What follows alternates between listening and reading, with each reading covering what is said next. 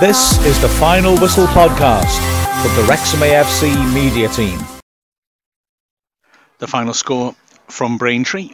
Braintree 2-0, Wrexham 1. Wrexham very happy with that. A game in which they stepped up really impressively after half-time, having been rather squeezed out of the game in the first half, smothered by a very well organised Braintree team in the first half.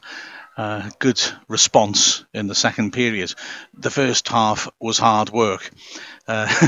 James Harrison, commentating with me, told me that when he arrived at the grounds, he was surprised to see Braintree were just marking out the pitch, but it wasn't a sign of disorganisation, it was tactical, because we soon realised that they'd brought the pitch in a couple of yards on either side of the pitch, made the pitch as narrow as possible, and it complemented their approach because they were employing a very high press in Wrexham's half. Wrexham really struggled to get any passing rhythm going whatsoever. The pitch is bumpy, it's got irrigation ditches at regular intervals going all the way across the pitch. It was a bobbly surface. Braintree did really well. They were in Wrexham's faces constantly in Wrexham's half, and as a result Wrexham just didn't get going and weren't able to get the sort of decent service of the front three which had allowed them to bypass the press and get into dangerous positions in and around the penalty area. So it was a very scrappy affair, and massive credit to Braintree in that first half because they really executed their game plan to absolute perfection, stopped Wrexham from playing and caused issues. Remember, of course, Braintree bottom of the table, haven't kept a clean sheet this season, and after losing a big relegation 6-pointer on Tuesday at Dagenham, were desperately looking for a way to kickstart their campaign. And in a tough game like this, first half, they got it tactically right, getting in Wrexham's faces and just stopping Wrexham from getting things going. Not many proper chances, if in all honesty, in the first half. First time Wrexham really got anywhere was the 16th minute when Jennings swung across into the far post. Maguire-Drew stretching, made a contact with a looping header, but it was never really going to trouble the keeper. Maguire-Drew did pretty well just to steer it back towards goal, in all honesty. It was arriving pretty high for him. Wrexham then found themselves being pushed backwards, an error by Pearson, a rare error by Pearson. Ball knocked forwards, he was trying to run it back to his keeper. Amalithor was put him under pressure and managed to dispossess Pearson and drove in a shot, aiming for the bottom left corner, couldn't quite find it. Good parry by Lainton. But Lainton, adding to the scrappy half, would have to stop the game 3 times for treatments, quite long treatment sometimes as well. Firstly, he banged the back of his head after a really good punch, getting rid of a free kick. Then he was caught late by a Braintree player and twice needed lengthy spells of treatment on his right foot. There was some worry about whether he was going to come out of the second half. Christian Dibble had a very lively half-time warm-up, but Lainton, to be honest, was pretty much unemployed in the second half and was able to close out a clean sheet comfortably. But that didn't add to the bitty nature of the half. And as I said, Wrexham were toiling really to make opportunities. When they did have shots, they tended to be hopeful ones from around 25 yards out. Summerfield doing well to work a 1-2 of Bevan, but from that distance put it over. Then a flick from Fondop. Bevan again teeing his man up. This time it was Young who put it a long way over. And then when a free kick was half cleared, Maguire-Drew from, again, about 25 yards, making good contact with a volley. But it was never going to come down quickly enough and went over the bar. Wrexham then had a hopeful shout for a penalty. Debutant Brad Walker getting into the box. Poor touch by the centre-back Neeskins, and Walker did well to nip in ahead of him. He hit the deck spectacularly and turned asking for the penalty, but then quickly dropped it when he realised nobody was joining him before he got into trouble for simulation. And at the other end, on the same end then, it was Wrexham trying to capitalise a poor defensive head of the ball, dropping to Bevan 20 yards out. Decent effort this. It was too straight though, and it was held on to. At the other end, a corner to the far post. Maybe Braintree should have done it better. Maybe this is a sort of situation where a team that isn't bottom make sure that they nail it. Neeskins and Ellel, the two centre-backs, getting in the way of each other 6 yards out, and in the end no shot was managed. And then Wrexham going straight up the other end, Lainton launching a long kick, Fondop flicking it on, Maguire-Drew doing well, cutting in from the right, driving the ball into the goal mouth, Bevan arriving at the same time as the keeper, who just about managed to get it clear. Probably Wrexham's best moment of the half, that, in all honesty. They did have a chance in the 4th of 5 added minutes, a great free kick position. Fondop had been fouled from behind lines, just outside the D. Jennings floated it over the wall, keeper scrambling to his right. It wasn't a difficult save, but he fumbled it and grabbed it at the second attempt. So the first half, Wrexham had really struggled to get the ball out. They hadn't managed to feed decent service to their strikers. They hadn't managed to get close to those strikers either. Fondop had won a few headers, to be fair, against the centre-backs, but there was rarely players close enough to really capitalise upon that. And as a result, well, they were toiling to really create any threat. I think the second half, about during the half time, it looks like Sam Ricketts told them, get closer to them, get up in the Braintree half. And Wrexham played the game 10 yards further forwards, got into Braintree's faces, and it felt very different. In fact, at times, it felt like Wrexham were doing to Braintree what Braintree had done to them in the first half. Good early pace as Wrexham imposed themselves. First opportunity of the half, mind, was a moment of near genius. A free kick into the Wrexham box. Fondop headed the ball clear. Maguire tracing after it, got to it on the halfway line, seen the keeper off his line, tried a shot from that distance. It went over the bar, not by a huge amount, though a decent effort by him. Meantime, Wrexham are having problems up front. Mike Fondop had picked up a really unnecessary yellow card at the end of the first half. He was given offside. He was well offside. I knew it. The keeper just stood there, and Fondop's carried on and thrashed it into the net angrily and got an inevitable and very soft yellow. And at the start of the second half, Braintree, aware of that, were very quick to try and point out if Fondop had done anything wrong. Long ball forwards to him right at the start of the half. He jumped and handled it, his hand over his head. May have been pushed in the back, to be fair to him, but the referee gave the free kick. So Fondop may be a little lucky, especially as the Braintree players were trying to pressure the official, that he didn't get a second yellow. And then soon afterwards, a ball down the right-hand side, Fondop chased it eagerly. The centre-back, Neeskins, got across to it. Fondop went with his foot too high. Now, it was in front of the Wrexham fans, and they were all adamant that there was no contact on the man, but Fondop wasn't wise to go for the bouncing ball with his boot that high. Neeskins hit the deck and rolled around, and the referee, after an intervention first by the Braintree players, who are really trying to have a go at him and get that second yellow, then by Sean Pearson, who came across and pleaded in Fondop's favour, decided it would be a stern warning to Fondop. He was lucky to be on the pitch, and it was obvious that he had to go off, and he did immediately. Rakeal Pike was readied and was thrown straight into the action 7 minutes into the second half. Although Wrexham then had survived their scariest moment straight from that substitution. The free kick deep in the Braintree half. Killip, the keeper, drove it up. It ended up on the right corner of the box where Allen cut inside and hit an excellent drive across goal. Leighton did brilliantly to get low to his right and push the ball behind for the corner. And there was another little moment of danger as well. Soon after that, a free kick on the right-hand side. Braintree's best spell, only real spell of the half until the very last minute of added time, where they put Wrexham under a bit of pressure.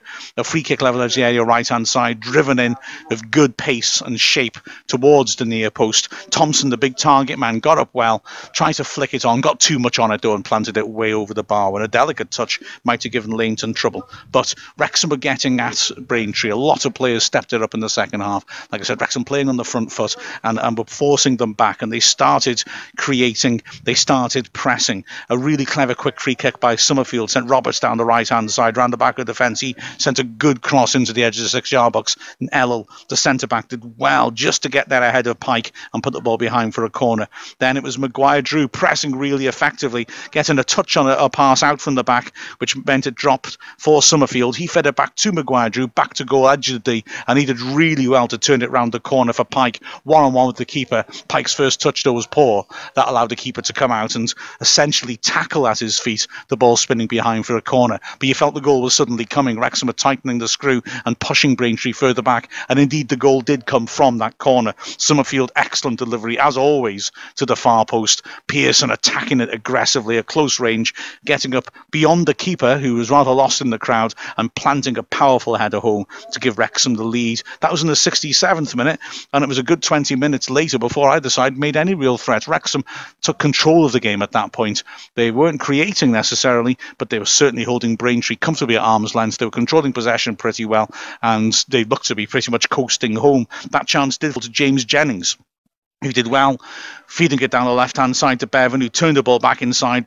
Jennings in space in the box, left channel, a real chance, drove it. Defender got a deflection, though. And as James said in commentary, the sort of deflection that sometimes can spin cruelly over the keeper, but fate was kind to the goalie on this occasion. The pace was taken out of the shot, and it looped kindly to him. I must say as well, something I forgot to mention, was that another factor in Wrexham's improvement in the second half was Paul Rutherford coming on. Rutherford showed tremendous energy in the middle of the pitch, chasing, helping with that pressing, and really made a massive difference. He had one moment of massive threat as well when he broke down the left channel, accelerating onto it, and seemed to find an extra gear and suddenly left his man behind, drove the ball across the face of goal. Maguire-Drew couldn't get hold of it, though, at the far post. It was just overhit, and the chance was gone.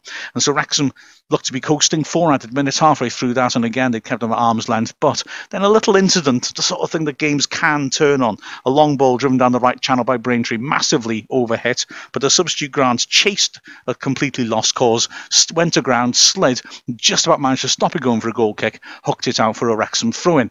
Wrexham made a hash of keeping possession from the throw-in, and as a result, there was a ball played into the box, flicked on by the big target man on as a substitute, Elliot Charles, and a bit of a scramble in the 6-yard box under Leighton's bar before eventually Lawler was able to get down and thump it away.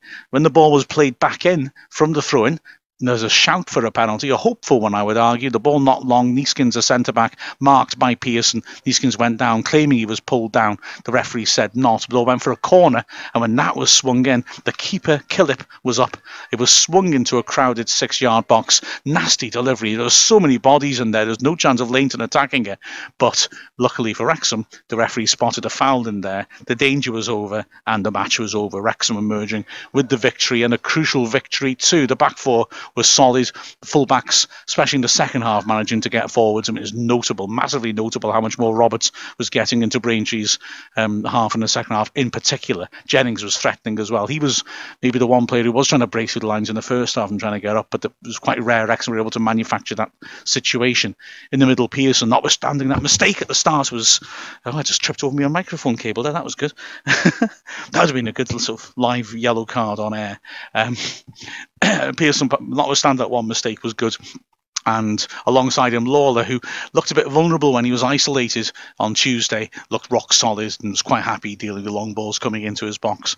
With Everton, Walker maybe looked like what he might well be if he's a sort of central defensive / defensive midfielder player. And he looked like that, really. His use of the ball wasn't maybe all that dazzling, but he broke things up well, won headers and did a solid job. Young struggled to get into the game, in all honesty, was replaced by Rutherford. Summerfield, especially in the second half, stepped up to the plate and did an awful lot of good work in Braintree's half. And then Bevan was probably the pick in the first half of the front three and was inventive, did not a lot of layoffs and nice passes inside. There was one nice move at the end of the half where he did well to pull the ball back just behind Maguire-Drew, who wasn't able to get a chance for the shot, but it was good vision by Bevan. He has good awareness of what goes on around him. Fond up, not the happiest day for him, in all honesty. But and then Maguire-Drew, again, maybe another one who epitomised the change. The first half, he really struggled to get into the game. Found it difficult, and when he did get possession, didn't tend to use it well. But in the second half, goodness me, a big difference, real quality from Maguire-Drew, not just that shot from the halfway line, but a few nice little touches and good work and good combination play when Roberts was on the overlap as well. And it was good to see Wrexham responding to a tough first half, responding to an impressive tactical setup from Braintree and emerging with a valuable 3 points. It sort of felt a bit like the sort of game that last season we'd have conceded something late on it. It was...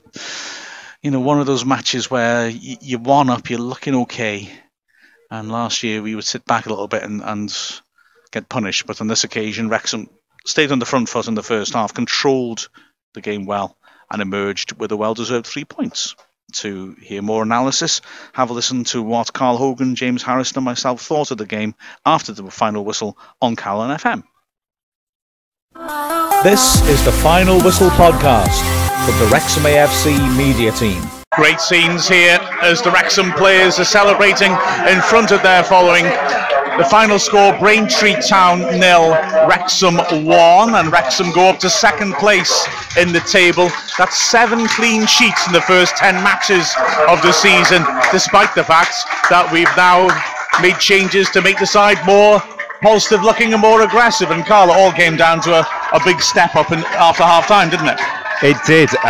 Whatever Sam Ricketts told the Wrexham players to do, or whatever he said to them at half time in the locker room, worked, because they came out, they were a lot more positive, they got in amongst it, they got into Braintree's face, and it paid dividends, didn't it? And they scored from the set piece. Oh, sweet moment here as Sean Pearson sees his little girl in the crowd, a big smile on his face, and he's come over to give her a kiss, much to the delight of the Wrexham fans who were all crowding around. And nice moment there. Pearson, the match winner, of course. James, and like I say, ultimately we deserved it. We got close to them in the second half. We got in their faces, and it did to them what they did to us in the first half. Yeah, and what a turnaround from the Solihull performance, where very similar team, narrow, sat back and packed, and this time we were patient and progressive with our play. Yes, there's room for improvement. Yes, we still need to work on breaking teams down, but that second half performance reassures me that Sam Ricketts is identifying the issues he sees in front of him and addressing them early. Absolutely. It's like I say, Pearson's had it from the set piece, which made the difference, and the defence once again keeping a clean sheet, and that's despite the fact that Rob Lainton was down injured 3 times, James, in the first half as well. But the defence, actually, with hindsight, despite the fact that Braintree got into our half and pressed as well, the defence was pretty solid, really, wasn't it? Yeah, it was, and Lawler's sort of slotted in there for Manny Smith. The fullbacks have rotated round the last few games, and we're still keeping clean sheets, so that's a great sign of how that defence is working together, adapting as a unit, and again another inclination of that strength in depth. And we are playing more attacking. The fullbacks are asked to get forward a little bit more. They haven't got as much protection as a deep line midfielder that we had last year. Yes, we've got a deep line midfielder, but they're also encouraged to push on. So it's a nice blend of football, and I think it's only going to improve over the season. So if we get to that 10-game mark, which we've just done, and we assess a manager second in the table, I think that's an A star. Absolutely. It's a big difference, Carl, that Rutherford made, I think, when he came on, didn't he? He brought a lot of energy to midfield. Yeah, brilliant substitution. And it's interesting to see him play in a more central sort of role, isn't it? That we've not seen from him before. But no, it made a lot of difference. It was a good substitution. He came on and made a really positive influence on the game. And it's that type of thing. You want to see the substitutions making those type of differences, else there's no point in them, is there, really? But so yeah, that was fantastic. Absolutely. Well, we've got about 40 seconds left, Carl. Yeah. Who's your man of the match? The man of the match, I think there's a few contenders. I think there was players that had on and off games out there, but I think just for the persistence down the right-hand side, I'm going to give it to Kevin Roberts. I think he had a good game. He got up and down well, he defended well, and he got into the final third well. He was quite integral to things that happened in that area. I agree, and it was, a lot of players made a difference, kicked on after the break, and Roberts clearly was one. He defended well in the first half, but he got into advanced positions so much more and embodied the way that Wrexham took the game to Braintree, drove at them and caused them problems. So yeah, and the other thing is, let's not forget, I think he's coming back from getting dropped as well. There was nothing wrong with him on Tuesday night, so he's recovered well. An excellent outcome for Wrexham, a victory here at Braintree with a final score of Braintree Town 0, Wrexham 1. We'll hand back to the studio.